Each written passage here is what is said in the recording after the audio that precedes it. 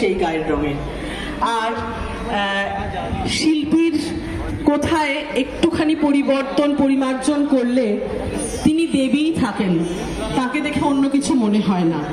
এই প্রসঙ্গে অতসী ফুলের গায়ের রঙের থেকে ঠাকুর শ্রীরামকৃষ্ণ দেব যখন রানী রাসমণির বাড়িতে স্বগৃহে জালবাজারে নিজে পুজো করেছিলেন, তখন একটুখানি তার মধ্যে গেরুয়া রং মিশিয়ে বলেছিলেন, মায়ের মুখটি দেখে যেন আমার মায়ের মুখের মতো মনে হয়, নারীর মতো মনে হয়।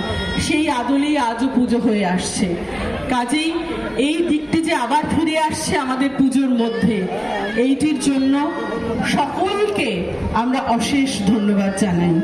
আমাদের মধ্যে বিশিষ্ট ব্যক্তিরা রয়েছেন দুর্গাপূজা নিয়ে, তার ঐতিহ্য নিয়ে, তার ইতিহাস নিয়ে, তার আবেগ নিয়ে আমাদের আনন্দের শেষ নেই। আমি শ্রীমতী পূজা দাস এবং শ্রী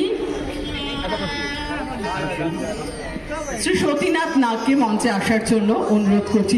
আমরা বরণ করে নেব।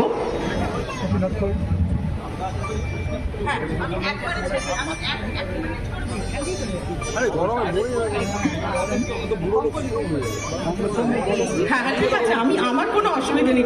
আমি মঞ্চে যারা বিশিষ্ট ব্যক্তিরা রয়েছেন তাদের সকলকে আমি সকলকে একটু সামনে আসতে বলছি।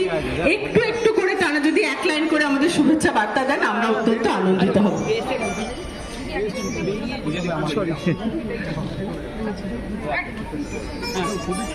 আচ্ছা, প্রারম্ভিক পর্বের যে পুজো, খুঁটি পুজো, সেইটি সবাই করতে চাচ্ছেন। আসলে প্রচন্ড দাবদাহে সকলেরই কষ্ট হচ্ছে।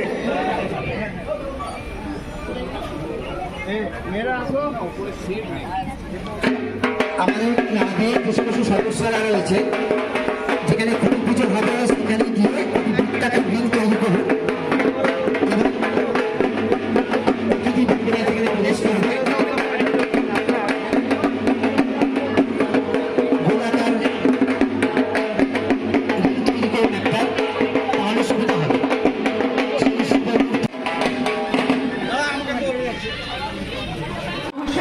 আমাদের মধ্যে উপস্থিত রয়েছে বিশিষ্ট শিল্পী, যশস্বী শিল্পী, যার শিল্পকর্মের মধ্যে দিয়ে আমরা তাকে চিনি। আমরা বরণ করে নিচ্ছি শ্রী নির্মল মুখোপাধ্যায় মহাশয়, প্রেসিডেন্ট রাজডাঙ্গা আমরাবাজার কল্যাণ সমিতির তরফ থেকে। আমি নির্মল